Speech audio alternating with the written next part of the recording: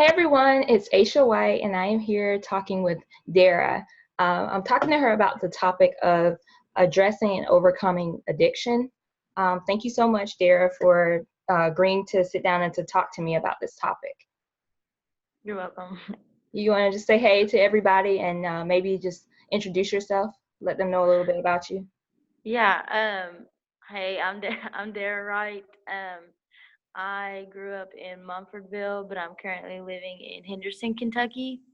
Um, and I just graduated from a rehab program. I just moved into my very first apartment that I've ever had on my own, so that's cool. And I'm just working and doing the best I can right now. Yeah, that's awesome. Congratulations on the graduation. Thank you. How long was the program you said? Well, it's supposed to be a 6 to 9 month program, but I was there for 15 months total. Mhm. It took me 8 months to get through the program, and then I was in the last phase of the program for like 7 months.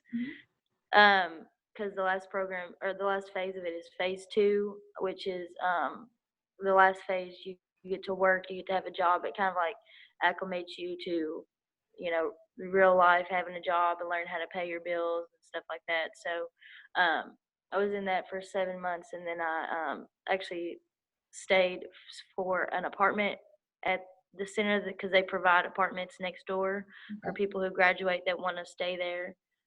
So I waited the extra time so that one of those apartments became available, and then I moved over there. So Okay. Nice. So they took you through that process and kind of prepped you for independent living, in which that's what you're doing now. yeah, yeah. Nice. So what event led you to first try drugs and alcohol? Like, was it like a big moment that led to it, or it was just curiosity? Like, what did that look like for you? Um, so it was my freshman year of college, and it was probably like 2 or 3 weeks into it. And I hadn't tried drugs or alcohol in high school. I hadn't really even considered doing anything like that. It just wasn't anything I would be interested in.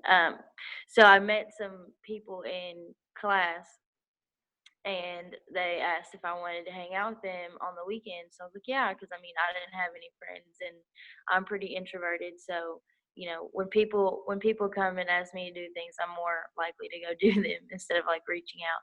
So I went to hang out with them on the weekend, and they were smoking weed and drinking.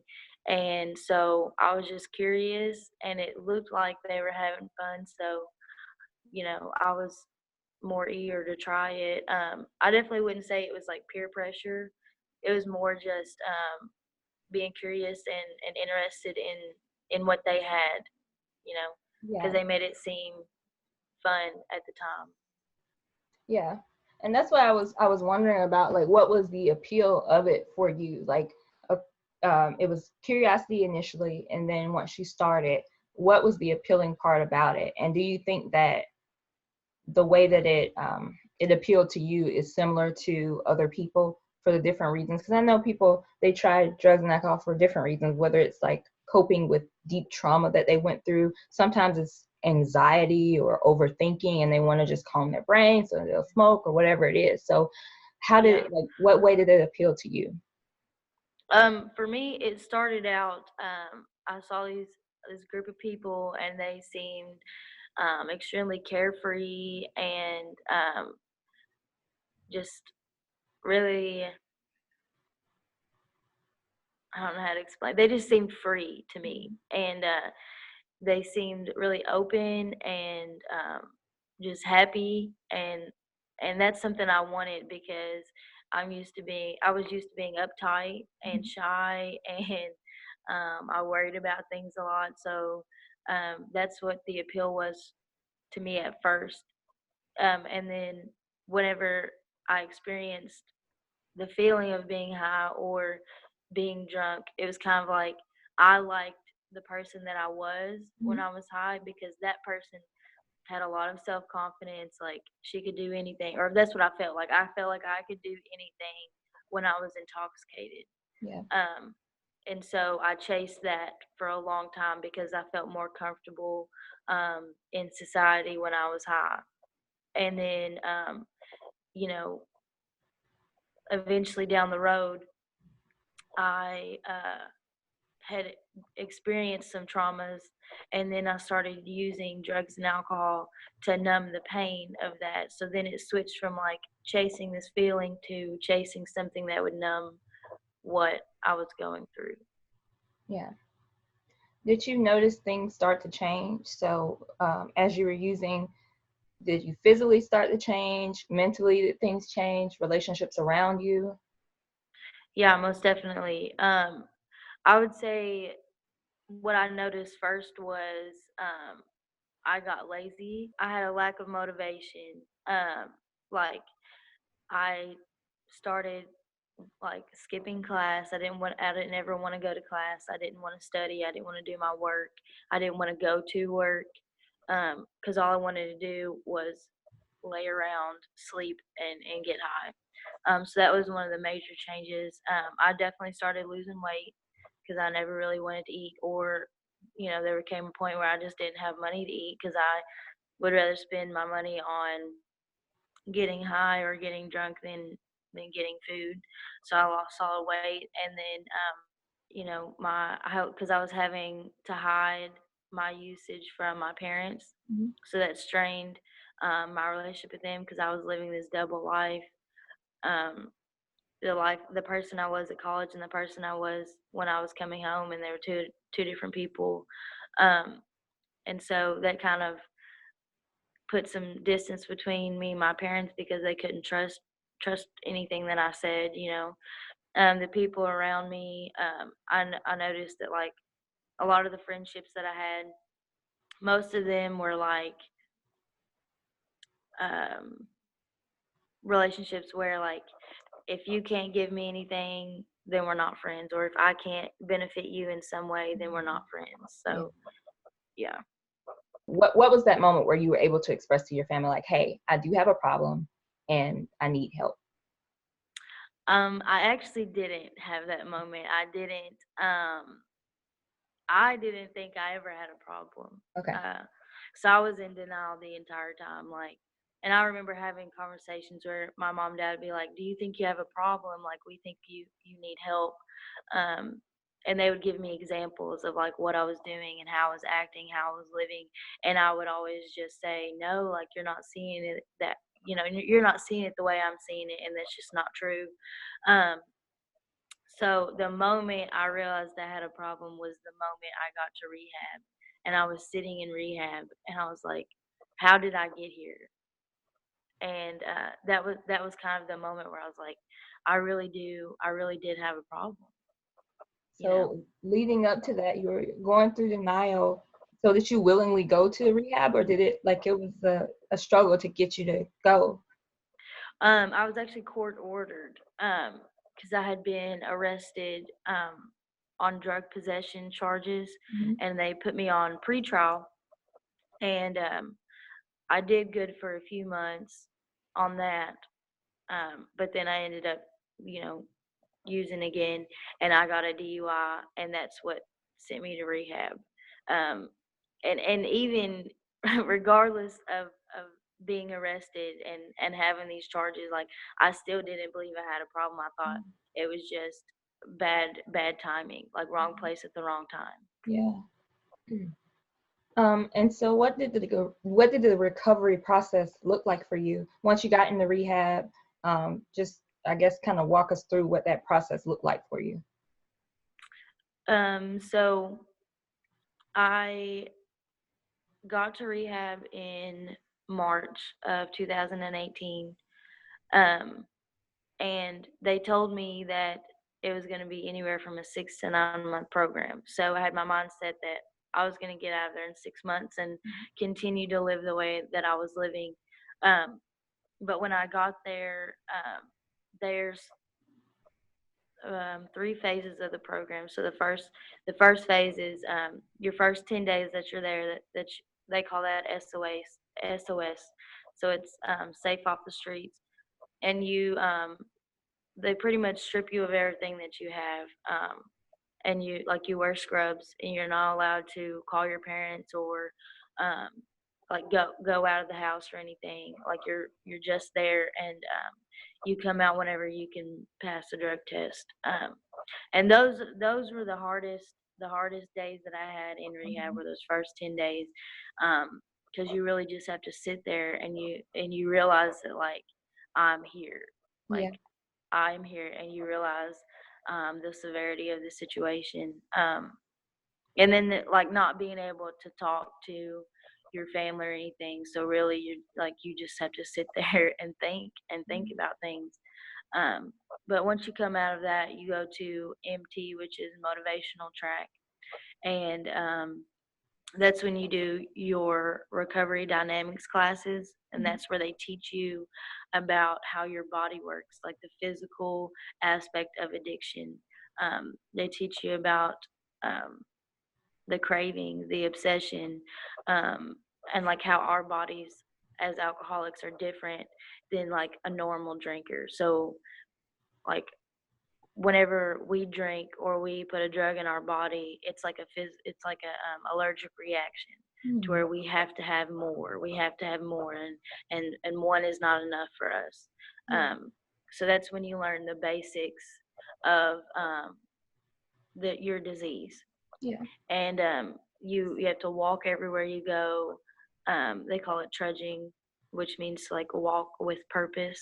And then once you make it past MT, you go to phase one, and that's whenever you start working on your steps like more thoroughly, and that's where you get like your help with like your personal issues. Mhm. So like if you've been through um, some like traumatic things, or you have resentments towards like deep seated resentments towards people, that's where you really work on those things. Like Mhm. that's where you focus on bettering yourself, moving past everything that you've been through, learning how to forgive people, learning how to forgive yourself, learning how to love yourself regardless of what you've done. That's where you really focus on those things. Mhm. um, and then the last phase of the program is getting you ready for a life on life, which is a phrase they use, like we have to live life on life's terms, like it's not on our terms anymore, because when we were in addiction, we were living on our terms, on our self-will. So we learn how to get a job, how to keep a job, how to budget, how to pay bills. Um, so pretty much like learning all the things that we didn't know about before when we were in our addiction. Yeah. And it sounds like in those classes, because the whole point of this channel is about communication in different forms. And it sounds Mhm. like that came into play with those classes, and particularly about learning about yourself, um, addressing those, like you were saying, those issues that you're going through internally. And you even touched on like loving yourself. So would you say that, at least for you, the drug use, the alcohol, it was in some ways a result of you not fully loving yourself? Yes, most definitely. I Growing up, I tried to be who everyone else wanted me to be. Mhm.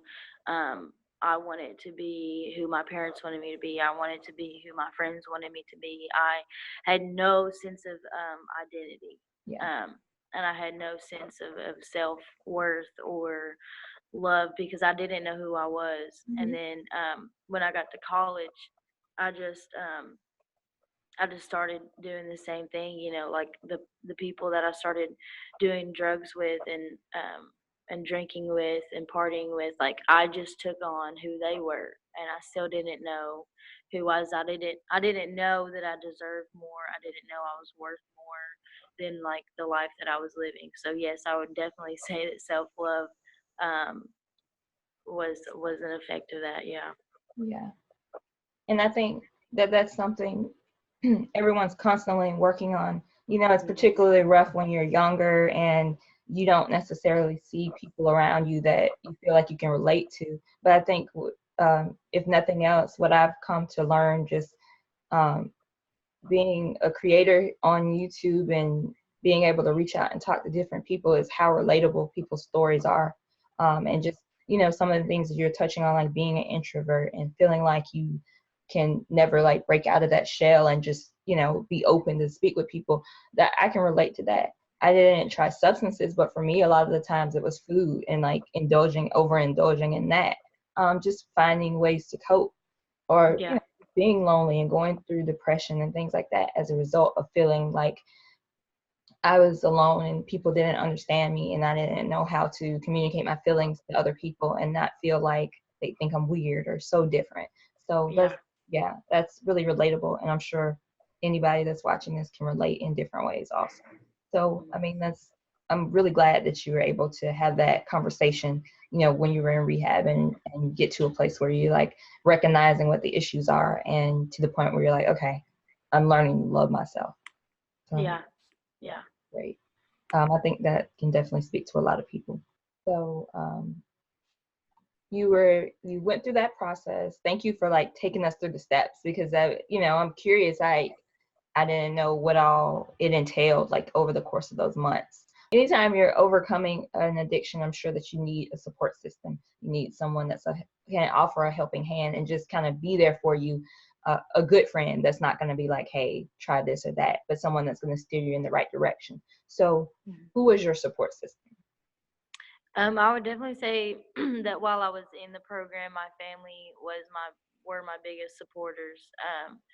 They made sure that I, had everything I needed. They made sure that I knew that they were like praying for me and had other people praying for me and that they were proud of me for doing what I was doing.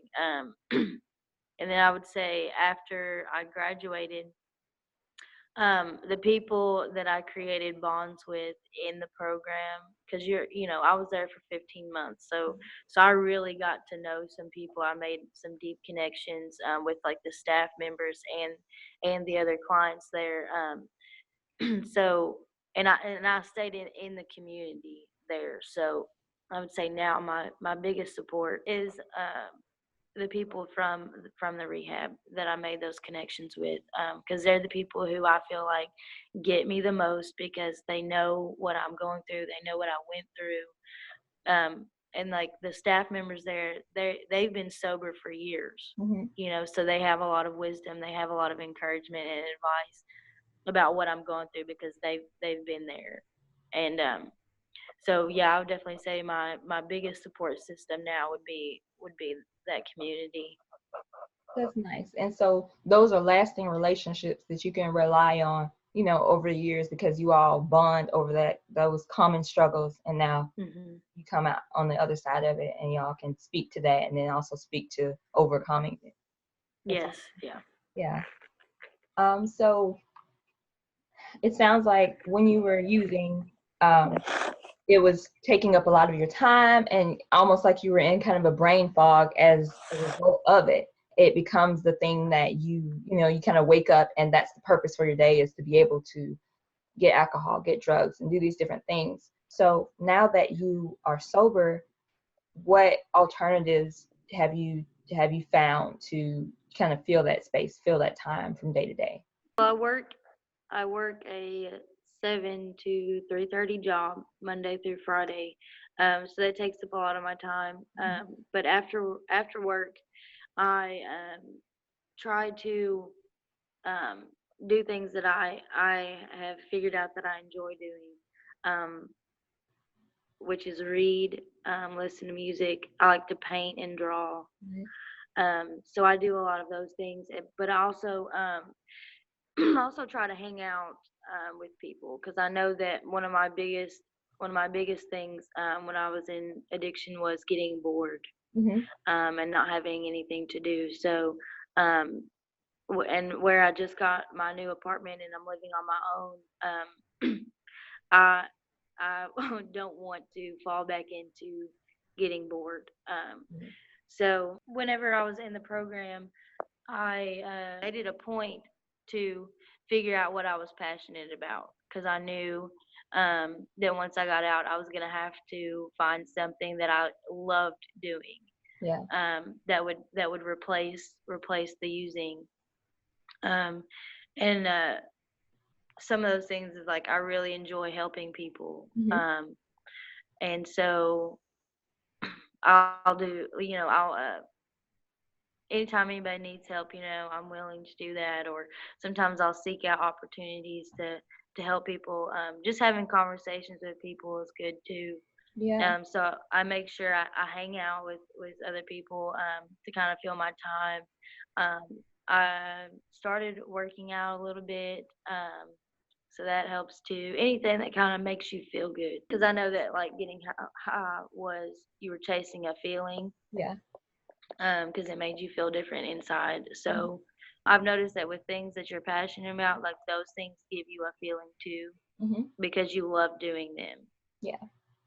So That's nice. Yeah, that's what I was wondering because um I think that in a lot of ways, when you're using, you are not necessarily reaching your full potential because, it's like wasted time where you could be um, going after other creative endeavors. You're saying you art and, you enjoy music and all these different things. So you're able to indulge in that and that makes you happy, working out, all these things that are good for you and are forms of expression that you were missing out on because of, substances.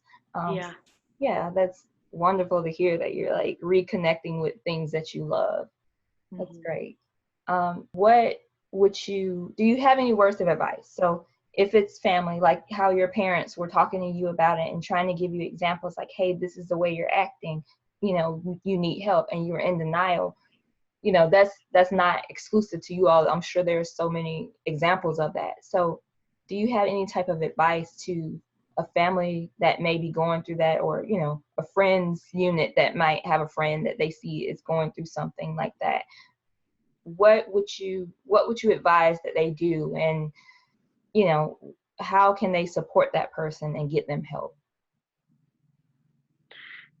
Um, that one's hard because I know for me, I was rebellious and I didn't want to listen to anything my parents had to say. Yeah. But I know that just from experience and like hearing other people and what they've been through, I've realized that the common thing is like persistence. Hmm. Persistence, like do not give up on them, because they don't know what they're doing. We don't know we have a problem. Hmm. I didn't know I had a problem, but like my parents never gave up. They continued to love me still. They continued to like let me know that if I wanted help, they would help me get it. Yeah. And I think that even though I didn't know it at the time, like it was helping. Definitely don't give up on them. Hmm. And just let them know that like you're there for them. Hmm. Yeah, that's awesome. Yeah, I think that it comes down to just going back to having a support system, and Hmm. another person might be going through denial and it's like there's nothing wrong. I love that what you're saying, persistence and not giving up. um, Yeah. After a while, something happens where they have to come to terms with whatever it is that they're dealing with. Yeah. Yeah. Um, I was curious, like what type of substances did you battle with? I know you said it was alcohol, but then was it particularly weed? Like what were the substances that you were battling with? So it started off with weed and beer and liquor, and then it progressed into pills. And I really struggled with Xanax. Okay. Yeah. Yeah. Because the Xanax, made me feel like everything was all good all the Mhm. time. Yeah. So That's what I was wondering about, that and how they affected you, because I know some things, at least some people feel that like, okay, this will mellow me out if I have anxiety or whatever it is. But mhm. things like alcohol or depressants, so it's like if you're already struggling with things like depression, things like that, it's like this is not gonna help in this situation. So Right, right. Yeah. You had asked me earlier, uh, if I had advice for someone who is struggling with addiction, Hmm. I would say don't give up. Don't give up on yourself. Hmm. 'Cause I know that like even though we're in denial, deep down we know that we have a problem. Hmm. We just don't want to admit it, or we may not be ready to quit. So I would say like just never give up. Like and realize that you're worth more and you deserve more than the life that you're currently living. Because I know that was a big thing for me. That was, a reason why I stayed in addiction so long, is because I didn't think I deserved anything more than the life that I was living. I didn't think that I was worth more than what I was doing to Hmm. myself. Yeah, you came to the realization that in loving yourself, like, okay, I don't have to go down this path. Yeah. Yeah, I think that's really, really encouraging for anybody, whether it's substances that they're dealing with, whether, mentally there's things that they're battling, like speaking to that internal love, your worth, and that ultimately is going to affect your actions from day to day. So that's Yeah. really encouraging. Thank you so much for talking to me about this, because I think it's a really important topic and it's something that affects so many people in so many ways. So it's just wonderful to be able to talk to it. And I think a lot of people have misconceptions or ideas in their head if maybe they're not necessarily affected by it, and maybe with their immediate family or something like that, they have this misconception of who a drug addict is, and it's like this person that's living on the streets and just in the worst situation ever. And it could be somebody who, for all intents and purposes, is living a good life, and we were attending college and down a positive track, but it was things that you were dealing with internally that people can't see. And so I think it will help to educate people and hopefully encourage them to. Yeah, yeah. Well, thank you for asking me to do this. I know, I know, definitely. One of the things I realize is like I definitely want to take any opportunity to tell people about it, because I know that it is a huge issue. Everywhere. So if I know that even I can help one person, Yeah. that's enough.